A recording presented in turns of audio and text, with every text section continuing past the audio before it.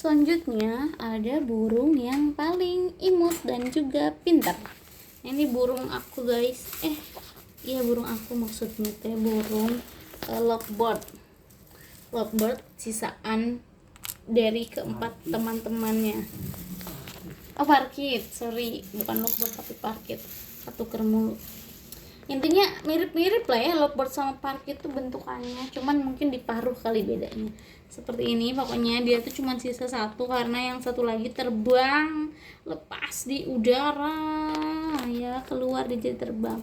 Ini aku kasih makan jagung, ada juga biji-bijian yang biasa dia makan. Nah, tinggal dia pilih tuh mau yang mana. Kadang kita kasih makannya selalu dikombin setiap hari.